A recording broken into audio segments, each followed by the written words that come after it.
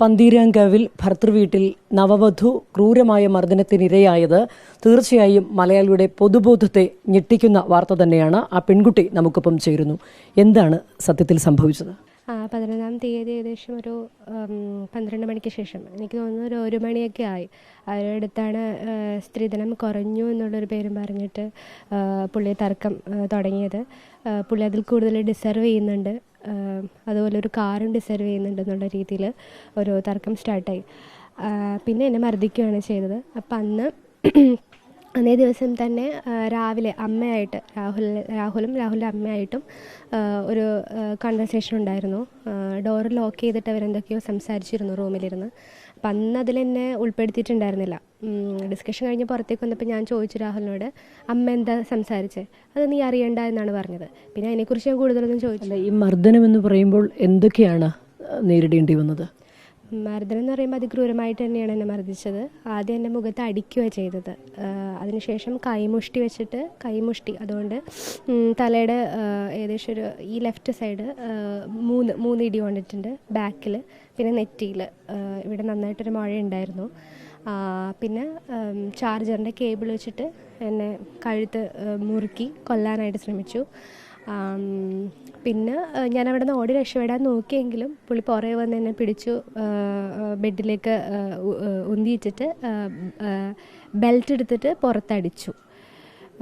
Last ഇവിടെ എന്തോ ഒരു അടി എനിക്ക് കൊണ്ട്, ബ്ലഡ് ചെറുതായിട്ട് ഇവിടെ എന്തോ പുള്ളിയുടെ റിങ്ങോ അങ്ങനെ എന്തോ കൊണ്ടിരിക്കുന്നു. ഇവിടെ ബ്ലഡ് ചെറുതായിട്ട് ക്ലോട്ട് ആയിട്ടുണ്ട്. ആ അടിയിൽ എനിക്ക് ചെറുതായിട്ട് ബാലൻസും പോയി. എൻ്റെ മൂക്കിൽ നിന്ന് ബ്ലഡ് വന്നായിരുന്നു. എനിക്ക് ബോധം പോയായിരുന്നു ആ സമയത്ത്. ഈ ബോധം പോകുന്നതിന് മുമ്പ് പ്രതികരിക്കാൻ ശ്രമിച്ചിരുന്നോ? ഏതെങ്കിലും രീതിയിൽ തടയാൻ ശ്രമിച്ചിരുന്നോ? തടയാൻ ഒരുപാട്, എനിക്ക് ചാർജറിൻ്റെ കേബിളോട് മുറുക്കാൻ ശ്രമിച്ചപ്പോൾ എൻ്റെ ഈ ലെഫ്റ്റ് കൈ ഇവിടേക്ക് എനിക്ക് കിട്ടി. അതുകൊണ്ട് എനിക്കത് വലിച്ചെടുക്കാൻ പറ്റില്ലെങ്കിൽ ആ ഒരു സമയത്ത് ഞാൻ തീരേണ്ടതായിരുന്നു. പിന്നെ ഒരുപാട് കരയാൻ ശ്രമിച്ചു, പക്ഷേ എനിക്കൊന്നും ആരും വന്നില്ല. തൊട്ടടുത്ത് തന്നെ പുള്ളിയുടെ ഫ്രണ്ട് രാജേഷ് കിടക്കുന്നുണ്ടായിരുന്നു, തൊട്ടപ്പുറത്തെ റൂമിൽ. സ്വാഭാവികമായിട്ട് എൻ്റെ കരച്ചിൽ കേട്ട ആളെത്തേണ്ടതാണ്, പക്ഷേ വന്നില്ല. പിന്നെ ആരോ സ്റ്റെയർ കയറുന്ന പോലെ നമുക്ക് തോന്നിയായിരുന്നു. അത് എനിക്കും തോന്നി, പുള്ളിക്കും തോന്നി. പുള്ളി തന്നെ പറയുന്നുണ്ടായിരുന്നു കരയിൽ ആരോ വരുന്നുണ്ടെന്ന്. പിന്നെ അതിനുശേഷം പിന്നെ ആ സൗണ്ട് നമുക്ക് കേൾക്കാതെ എനിക്ക് തോന്നുന്നത് കേട്ടിട്ടും അതിൽ ഇടപെടാണ്ട് തിരിച്ചു പോയതായിരിക്കണം. ഈ വീട്ടുകാരും രാഹുലിൻ്റെ മാതാപിതാക്കളോ സഹോദരിയോ അവരാരും ഇടപെട്ടിട്ടില്ല? ഇല്ല, എനിക്ക് തോന്നുന്നത് അവരാണ് താഴത്ത് താമസിച്ചിരുന്നത്. നമ്മൾ അപ്സ്റ്റെയറിലാണ് നമ്മുടെ റൂം. രാഹുലിൻ്റെ അമ്മയും പെങ്ങളും താഴെയാണ് താമസിച്ചിരുന്നത്. അപ്പോൾ എനിക്ക് തോന്നുന്നത് സ്റ്റെയർ കയറി വന്നത് അവരിൽ ആരെങ്കിലും ഒരാളായിരിക്കണം സൗണ്ട് കേട്ടിട്ട്. പക്ഷെ അവിടെ റൂമിലേക്ക് വരികയോ ഡോറിൽ ഒന്ന് മുട്ടാൻ ശ്രമിക്കുകയോ അങ്ങനെയൊന്നും ചെയ്തില്ല. അതായത് ഈ കരച്ചിൽ പുറത്ത് കേട്ടിട്ടുണ്ടാവും, കരച്ചിൽ കേട്ടിട്ടും ആരും തടയാൻ ശ്രമിച്ചില്ല? ഇല്ല, ആരും തടയാൻ ശ്രമിച്ചില്ല. കരച്ചിൽ കേട്ടിട്ടും ആരുടെ ഒരു ഹെൽപ്പും എനിക്കുണ്ടായില്ല. അതിനുശേഷം വീട്ടുകാർ വന്നപ്പോഴാണ് ഇക്കാര്യം ഷെയർ ചെയ്യുന്നത്. അതായത് അന്നേ ദിവസം പുലർച്ചെ ഏകദേശം 12 മണിയോടെ അടുക്കളയാണ് ചടങ്ങുമായി ബന്ധപ്പെട്ട വീട്ടുകാരെത്തി രാഹുലിൻ്റെ വീട്ടിൽ. അപ്പോൾ ആ സമയത്ത് സ്വീകരിക്കാനായിട്ട് ഞാനും രാഹുലാണ് അവിടെ എത്തേണ്ടത്. പക്ഷെ നമ്മളാരും കണ്ടില്ല. ഞാൻ റൂമിലായിരുന്നു. ഞാൻ എണീറ്റിട്ട് പോലും ഉണ്ടായിരുന്നില്ല. കാരണം അത്രയും ഞാൻ മെൻ്റലി ഫിസിക്കലി കുറച്ച് ഡൗൺ ആയിട്ട് ഇരിക്കുകയാണ്, പരിക്കുകളൊക്കെ ആയിട്ട്.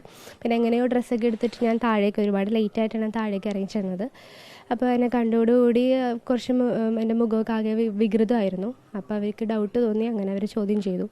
ഇത്ര ക്രൂരമായ മർദ്ദനം നടത്താൻ പെട്ടെന്ന് എന്തെങ്കിലും പ്രൊവോക്കേഷൻ ഉണ്ടായിരുന്നോ? എന്തെങ്കിലും സംസാരിച്ച് വരുന്ന വഴിയാണോ അതോ പെട്ടെന്ന് മർദ്ദിക്കുകയായിരുന്നോ? എന്താ അതിനൊരു അടിസ്ഥാനമായിട്ട് തോന്നിയത്? അതായത് ഞാൻ പറഞ്ഞില്ല, അന്നേ ദിവസം തന്നെ രാത്രി നമുക്കൊരു മാരേജ് ഫംഗ്ഷൻ ഉണ്ടായിരുന്നു. മാരേജ് ഫംഗ്ഷൻ ആ സമയത്ത് അത് കഴിഞ്ഞിട്ട് പുള്ളി നന്നായിട്ട് കുടിച്ചിരുന്നു എന്നാണ് ഞാൻ വിശ്വസിക്കുന്നത്. ആദ്യം ഞാൻ വിചാരിച്ചത് മദ്യപിച്ചിട്ടുണ്ടെന്നുള്ളതാണ്. പക്ഷെ മദ്യമല്ല, അതിൽ കൂടുതൽ എന്തോ വലിയൊരു സാധനം പുള്ളി കഴിച്ചിട്ടുണ്ട്. കണ്ണൊക്കെ ഭയങ്കര റെഡിഷായിട്ട് കുറച്ച് അബ്നോർമലായിട്ടാണ് സംസാരിച്ചത്. നമ്മൾ ലോങ് ഡ്രൈവ് നടത്തി ബീച്ചിൽ പോയിട്ട് ഒരു ചെറിയൊരു തർക്കം ഉണ്ടായിരുന്നു. അമ്മയോട് ഞാൻ സംസാരിക്കുന്നില്ല എന്നുള്ളൊരു പേരും പറഞ്ഞിട്ട് ചെറിയൊരു തർക്കം ഉണ്ടായിരുന്നു. അപ്പോഴാണ് ഞാൻ മനസ്സിലാക്കുന്നത് രാവിലെ അമ്മയും മോനും കൂടി ചെറിയൊരു ഡിസ്കഷൻ ഉണ്ടായല്ലോ. അപ്പോൾ അതിലെന്തോ അമ്മ പിരിയേറ്റ് വിട്ടതാണ് ആളെ. അപ്പോൾ അത് കഴിഞ്ഞിട്ടപ്പോൾ ഞാൻ പറഞ്ഞു എനിക്ക് വീട്ടിലേക്ക് തിരിച്ചു പോവാം, നമുക്ക് ഇവിടെ നിൽക്കണ്ട. അങ്ങനെ വീട്ടിലേക്ക് പോന്നു. അത് കഴിഞ്ഞിട്ട് പുള്ളി ഡോർ ലോക്ക് ചെയ്തിട്ട് സ്ത്രീധനത്തിൻ്റെ പേരും പറഞ്ഞിട്ട് എനിക്ക് കൂടുതൽ കിട്ടേണ്ടതായിരുന്നു, കാര്യം കിട്ടേണ്ടതായിരുന്നു, ഞാൻ അതിൽ കൂടുതൽ ഡിസർവ് ചെയ്യുന്നുണ്ട് എന്നുള്ളത്, എനിക്ക് എപ്പോൾ തിരിച്ചു കിട്ടും എന്നൊക്കെയുള്ള രീതിയിലാണ് വിളിച്ചത്. ഈ സ്ത്രീധനത്തിൻ്റെ പേരിൽ ഇത്തരത്തിൽ ആക്രമണം നടത്തിയപ്പോൾ മോളത് വീട്ടിലേക്ക് അറിയിക്കാൻ ശ്രമിച്ചിരുന്നോ? സ്വന്തം വീട്ടിലേക്ക് സ്ത്രീധനത്തിൻ്റെ പേരിൽ രാഹുൽ എന്നോട് ഇതിൻ്റെ കംപ്ലയിൻസും അതുപോലെ തർക്കങ്ങളും ഉണ്ടാകുന്നത് അന്ന് രാത്രിയാണ്. അന്ന് രാത്രി എന്നെ മർദ്ദിക്കുന്ന സമയത്താണ് പുള്ളിയുടെ സൈഡിൽ നിന്ന് അങ്ങനെ ഒരു ഇതുണ്ടാവുന്നത്.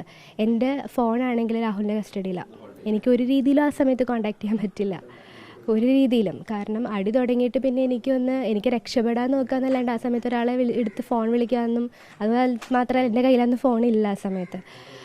ഒരു രീതിയിൽ എനിക്ക് ആരെയും കോൺടാക്ട് ചെയ്യാൻ പറ്റിയില്ല. ഈ വിവാഹം കഴിഞ്ഞതിന് ശേഷം 5-ാം തീയതി വിവാഹം കഴിയുന്നു, അതിനുശേഷം ഈ 11-ാം തീയതി രാത്രിയിലാണല്ലോ ഈ മർദ്ദനം ഉണ്ടാകുന്നത്.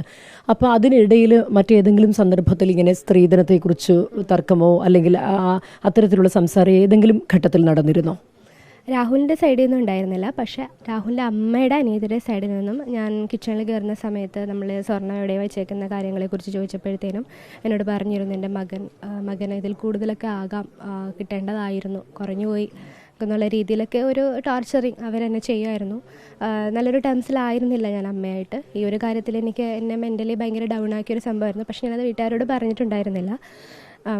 അത് ഞാൻ രാഹുലിനോട് ഇങ്ങനെ ഷെയർ ചെയ്തായിരുന്നു, അമ്മ ഇങ്ങനെ സ്ത്രീധനത്തിൻ്റെ പേരിൽ ഇങ്ങനെ പറയുന്നു എന്നുള്ള രീതിയിൽ.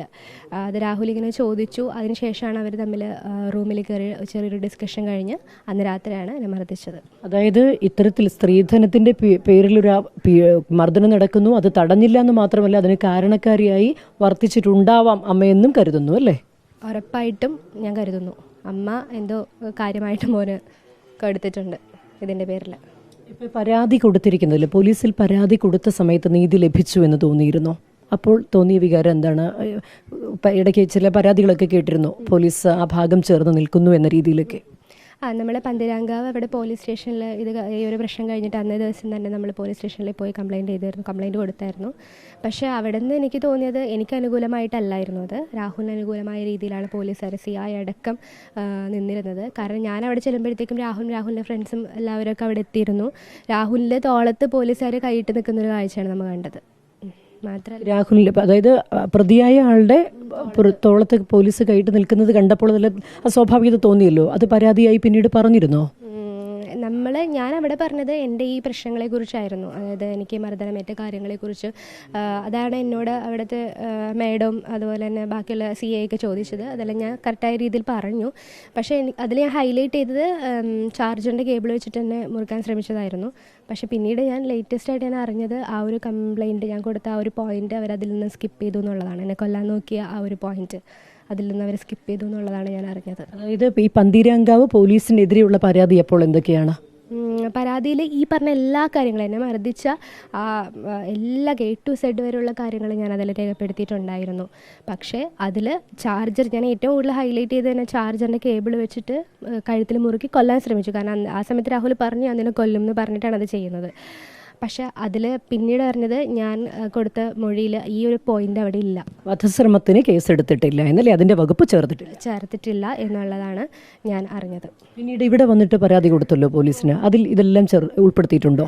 ഇവിടെ വന്നതിന് ശേഷം, നമ്മൾ പറവൂർ വന്നതിന് ശേഷം പോലീസിന് ഈ പരാതി കൊടുത്ത ആ പരാതിയിലെല്ലാം ഉൾപ്പെടുത്തിയിട്ടുണ്ട്. രാഹുലിന് മാത്രമല്ല മാതാപിതാക്കൾക്കും അല്ലെങ്കിൽ കൂടുതൽ എന്താ ചേർത്തിരിക്കുന്നത് ഇവിടെ കൊടുത്ത പരാതി ഇരിക്കുന്നു? ഈ പറഞ്ഞ എല്ലാ കാര്യങ്ങളും ഞാൻ അതിലത്തെ പറഞ്ഞിട്ടുണ്ട്. കുടുംബാംഗങ്ങൾക്കും പങ്കുണ്ട് എന്നുള്ള കാര്യവും ഇവിടെ കൊടുത്ത പരാതിയിലുണ്ട്. ഉണ്ട് ഉറപ്പായിട്ടും. മുഖ്യമന്ത്രിക്ക് പരാതി കൊടുത്തു എന്നുള്ള വാർത്തയും വന്നിട്ടുണ്ടല്ലോ, അതിലും എന്താണ് പരാതിപ്പെട്ടിരിക്കുന്നത്? അതിൽ ഈ സെയിം തന്നെ ഞാൻ ഈ പറഞ്ഞ എല്ലാ കാര്യങ്ങളും അതിൽ ഞാൻ പറഞ്ഞിട്ടുണ്ട്, വ്യക്തമായിട്ട് പറഞ്ഞിട്ടുണ്ട്. ഡോക്ടറോടും പോലീസിനോടും എല്ലാവരോടും, മുഖ്യമന്ത്രിയോട് കൊടുത്ത പരാതിയിലാണെങ്കിലും വ്യക്തമായിട്ടെല്ലാം പറഞ്ഞിട്ടുണ്ട്. വളരെ ധൈര്യത്തോടെ ഈ ഒരു വിഷയത്തെ നേരിട്ട പെൺകുട്ടിയാണ് നമുക്ക് മുന്നിൽ നിൽക്കുന്നത്.